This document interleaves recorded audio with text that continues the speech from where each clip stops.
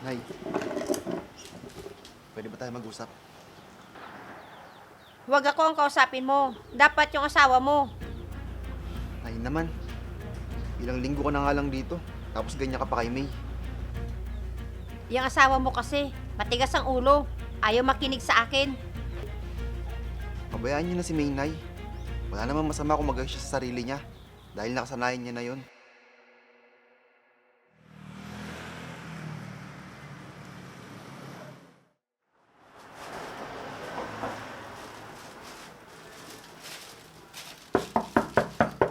Tao po. Tao po. O kayo pala, Nay. Pasok po kayo. Saglit lang, Nay. Kukuha lang po ako na may iinom nyo. Sige, salamat.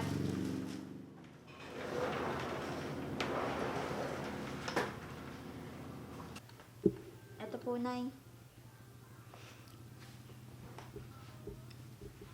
Siya nga pala. Wala pa ba si Renz? Wala pa po, Nay. Baka daw po gabihin na siya ng uwi dahil madami daw po silang dapat tapusin sa trabaho. Ganun ba? Kawawa naman ang anak ko. Sub-sub sa trabaho. Nabanggit ba sa'yo ni Renz na dumito muna ako ng ilang linggo? Hindi naman po, Nay. Baka nakalimutan niyang sabihin sa'yo. Ganun po ba, Nay? Wala naman pong problema kung dumito muna kayo sa bahay. Teka, ba't ba nakabihis ka? May lakad ka ba ngayon? Wala naman po, Nay. Ganito lang po talaga ako kahit nasa bahay lang. Halika na po, Nay. Samahan ko na po kayo sa kwarto nyo. Sige.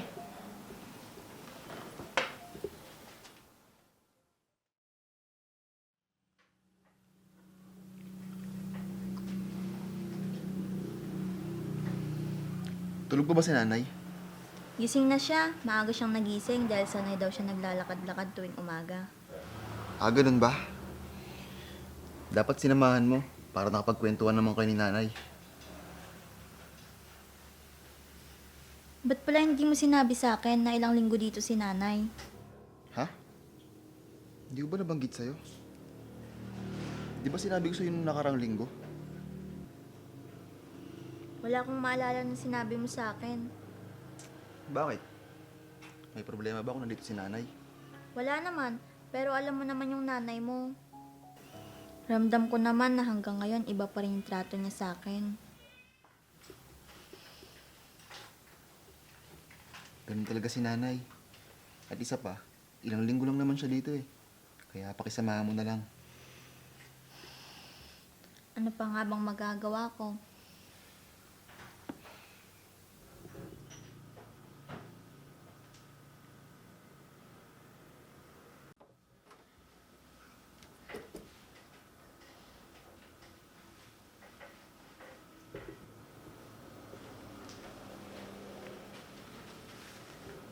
Nasaan ang asawa mo?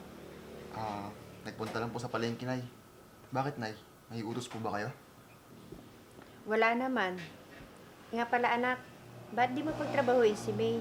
Total, wala pa naman kayong anak. May maliit kasi na negosyo si May, Nay. Ayos naman yung kita niya doon. Kaya kahit hindi siya magtrabaho, ayos lang.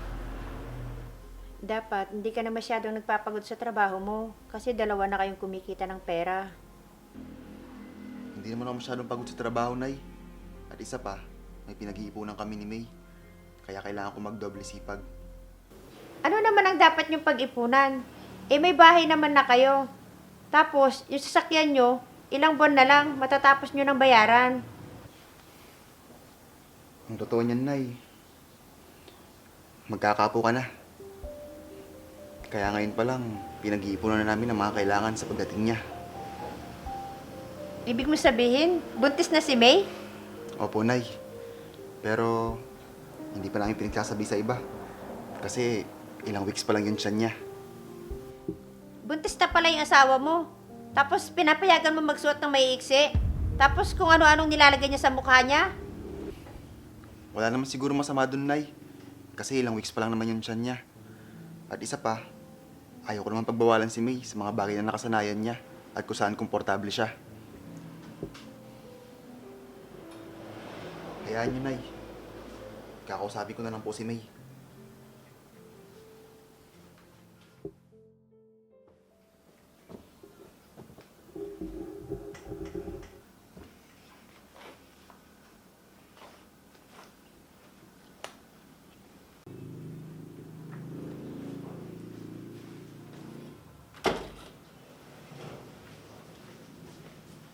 May, dapat hindi ka na nagsusot ng ganyang mga damit. Hindi magandang tignan, lalo na't magkakababy na kayo ni Renz. Sinabi na po pala sa inyo ni Renz na magkakababy na kami. Oo, naikwento niya sa akin kanina. Kaya dapat, puro maluluwag ang sinusuot mo. Hindi yung ganyan may iksi. Ilang weeks pa lang naman po itong tiyan ko. At hindi rin po maiksi itong suot ko. Kahit na. At hindi ka na rin dapat nagme-makeup dahil baka makasama yan sa batang pinagbubuntis mo. Sabi naman po ng doktor ko, wala naman daw pong problema kung mag-makeup ako. Basta yung mga mild lang sa mukha ang gagamitin ko. Hay nako, iba na talaga ang kababaihan ngayon. Ibang-iba sa panahon ko noon. O, Nay. May problema ba? Oh, mahal. Wala naman. Pinagsasabihan ko lang yung asawa mo. Natigilan niya yung kaartehan niya sa katawan niya. Kakaanak na nga lang kayo, parang dalaga pa kumasta.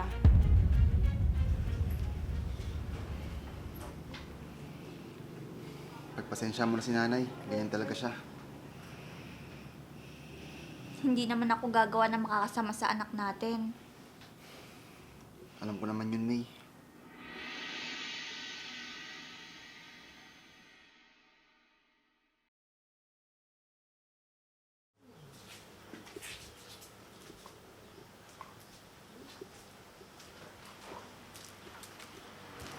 Nay, pwede ba tayo mag-usap? Huwag ako ang kausapin mo. Dapat yung asawa mo. Nay naman, ilang linggo ka na nga lang dito. Tapos ganyan ka pa kay May. Yung asawa mo kasi, matigas ang ulo. Ayaw makinig sa akin. Pabayaan niyo na si May, Nay. Wala namang masama kung mag-ayos siya sa sarili niya. Dahil nakasanayan niya na yon. Ibang-iba siya sa ugali ng asawa ng kuya mo. Ayan ka na naman, Nay. Kinumpara mo na naman si May sa asawa ni Kuya. Dahil yung asawa ng kuya mo, marunong makinig sa akin. Hindi kagaya ng asawa mo, hindi.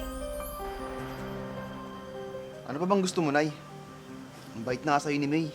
Dahil kahit iba ang trato mo sa kanya, kahit kailan, hindi kanya pinakitaan ng hindi maganda. Naalala mo ba, nung naoperahan ka sa tiyan? Si May ang matyagang nag-alaga at nagkasikaso sa'yo noon.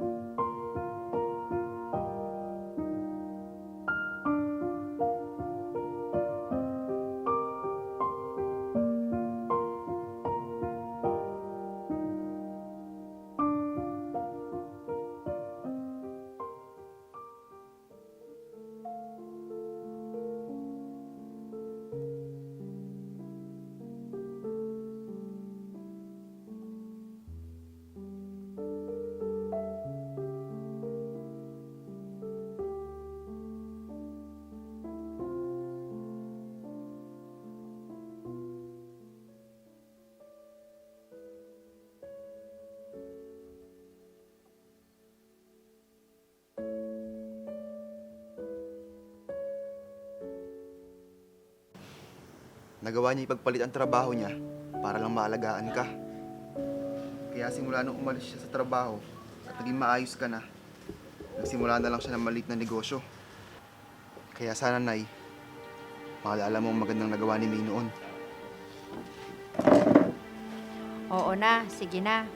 Hindi ko naaawayin ng asawa mo. Baka ako pa ang sisihin nyo kung maging kamukha ko pa ang apo ko. Wala naman pong problema doon. Ang ganda kaya ng nanay ko. Talagang binola mo pa ako, ah. Teka, asan ba si May? Nasa loob po, naglilinis.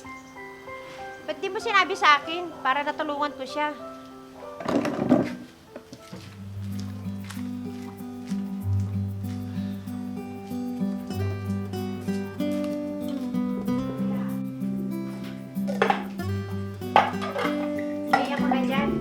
pagliligpit nito. Hindi ako na po, Nay. Magpahinga na lang po kayo sa kwarto.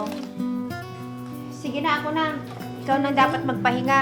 Kasi ikaw lahat ang gumagawa ng gawain dito sa bahay. Pero, Nay, Sige na, magpahinga ka na at baka mapano pa yung apo ko. sige po, Nay. Basta po, pag kailangan nyo ng tulong, ando lang po ako sa kwarto. Sige anak.